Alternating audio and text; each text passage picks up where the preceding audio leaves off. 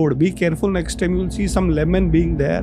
तो जब नींबू और मिर्ची को धागे में डाला जाता है और काला जादू हमारे घर में लक्ष्मी नहीं टिकती है। लोग नींबू मिर्ची को टांग दिया करते थे। नींबू मिर्च एक ही जगह एक साथ रह सकते हैं, वो है तुम्हारे घर का द्वार या दुकान का द्वार। लटकाने से बुरी नजर नहीं लगती है।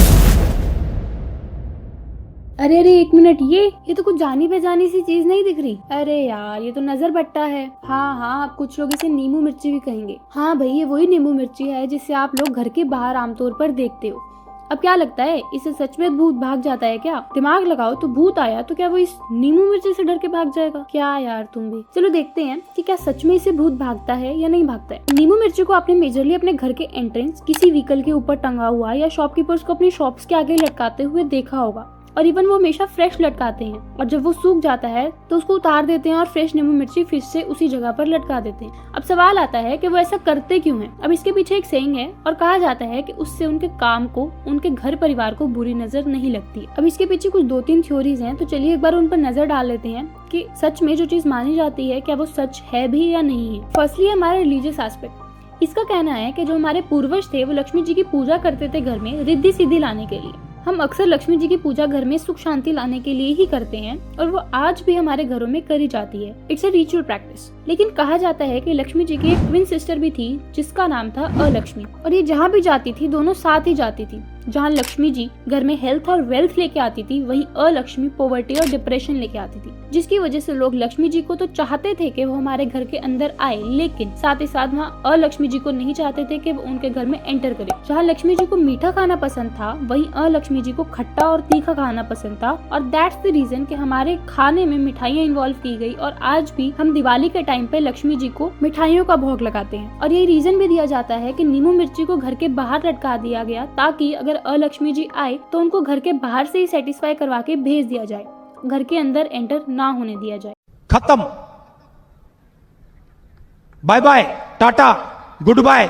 अब आजकल के यूथ इन सब चीजों को एक मनगढ़ंत कहानियां मानती है और नेग्लेक्ट करती है, लेकिन जब आप खुद से काफी टाइम से चले आ रहे इन सेइंग्स के पीछे की साइंस सर्च करेंगे, तब आपको पता चलेगा कि हमारे एंसेस्टर्स ने कितने ब्यूटीफुली कुछ रिवाज बनाए और कैसे लिंक करके हमें उन चीजों को अपनी डे टू डे लाइफ में अडेप्ट करने पे मजबूर कर दिया। आई डोंट नो हाउ कि वो इतनी साइंस कैसे जानते थे। I literally don't know, but हाँ, जो चीज उन्होंने बनाई वो बहुत ब्यूटीफुली डिजाइन करी। खैर, now back to the topic.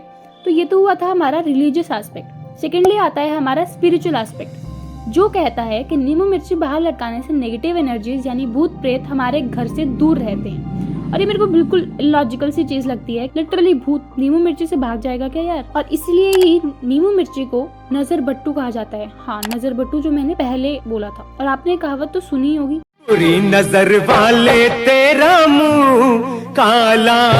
अब आती हूँ मैं अपने थर्ड एस्पेक्ट पे, यानी कि साइंटिफिक एस्पेक्ट पे। इसके अंदर भी हमारी 2 थ्योरीज आती हैं, जिसमें से हमारी मोस्ट कॉमन थ्योरी कहती है कि जब आप नींबू मिर्ची को घर के बाहर लगाते हैं तो उसका एक साइंटिफिक रीजन एग्जिस्ट करता है। हमारी चिलीज और लेमन्स में कैप्सिसिन और विटामिन सी होता है, जो एक बहुत अच्छे इंसेक्ट रेपेलेंट है। पुराने टाइम में हमारे पास आज की तरह कोई एडवांस इंसेक्ट रेपेलेंट्स और पेस्टिसाइड्स नहीं थे, जबकि आज के टाइम में तो हमने गुड नाइट लगाई और मस्त घोड़े बेच के सो जाते हैं। जबकि पुराने टाइम में ऐसा कुछ भी नहीं था, घर भी मिट्टी के थे और जंगलों में बने होते थे। तो क्या होता था कि नींबू मिर्ची को लेके उसको एक मोटे धागे में पिरो दिया जाता था, और धागा दोनों के अंदर से जूसेस को एब्जॉर्ब कर लेता था, और धीरे धीरे उसके फ्यूम्स एटमॉस्फेयर में फैलने शुरू हो जाते थे, जिसकी वजह से जो मॉस्किटोज वगैरह हैं वो घर के अंदर नहीं एंटर होते थे। जस्ट लाइक कि जो आज की हमारी गुड नाइट्स वगैरह करती हैं, वो भी इसी सेम प्रोसेस को फॉलो करती है। फ्यूम्स वो सारे एटमॉस्फेयर में स्प्रेड कर देती थी। अब जब उसका सारा जूस फ्यूम्स में कन्वर्ट होके फेड आउट हो जाता था और वो सेट सूख जाता था, तो एक नया सेट वापस से उसी की जगह पे लटका दिया जाता था। तो इसलिए घर के बाहर नींबू मिर्ची को लटकाते थे ये लोग। अब वहीं इसको गाड़ियों पे लगाना, तो अगर हमें पहले कहीं जाना होता था तो या तो हम पैदल जाते थे या घोड़सवारी बैलगाड़ी पर जाते थे, और होते भी चारों तरफ जंगल ही थे। तो ऐसे में जंगल से गुजरना जिसमें पॉइजनस इंसेक्ट भी हैं और नहीं भी हैं, तो ऐसे में कैसे पता चले कि अगर उन्हें कुछ काट गया रास्ते में तो वो जहरीला था भी कि नहीं था? लेकिन हमारे एंसेस्टर भी तो बहुत चालाक थे, तो वो क्या करते थे, वो अपने साथ नींबू मिर्ची लेके चलते थे, क्योंकि नींबू और मिर्ची दोनों का ही अपने आप में बहुत स्ट्रॉन्ग टेस्ट है। और अगर कभी भी आपको कुछ पॉइजनस स्नेक या इंसेक्ट काट जाए तो आपके टेस्ट बड्स काम करना बंद कर देते हैं। तो इसलिए जब कभी भी किसी इंडिविजुअल को कोई स्नेक काटता था तो उसको नींबू या मिर्ची खिला दी जाती थी, और अगर उसको टेस्ट आ रहा है तो स्नेक वो पॉइजनस नहीं है, और अगर नहीं आ रहा है, समझ रहे हो आप? समझ रहे हो ना। वहीं एक और सेइंग कही जाती है कि अगर कोई इंडिविजुअल चलते हुए डिहाइड्रेट हो जाया करता था तो सिंपली वो लोग पानी में नींबू डाल के उसे पिला देते थे। As we all know, lemon is rich in vitamin C, तो ये रीजन भी दिया जाता है कि वो अपने साथ या अपने व्हीकल पर जहाँ भी जाया करते थे वो अपने साथ नींबू मिर्ची को कैरी करते हुए जाया करते थे, जो कि अब के टाइम में हमने इसे बुरी नजर या नेगेटिविटी से जोड़ दिया है। बहुत ही इलॉजिकल चीज है। तो बेसिकली ये थी हमारी नींबू मिर्ची के पीछे की असली साइंस, और ना जाने लोगों ने इसे कितने काले जादू से रिलेट कर दिया है। वीडियो पसंद आए तो लाइक करें, और आपके आसपास भी अगर आप कुछ ऐसे ही मिथ सुनते हैं तो कमेंट सेक्शन में जरूर बताएं, और अपने आसपास वाले लोगों को एजुकेट करना मत भूलें ताकि वो किसी के झूठे बहकावे में ना आए। तब तक के लिए do share and subscribe, and also suggestions are welcome. Bye bye.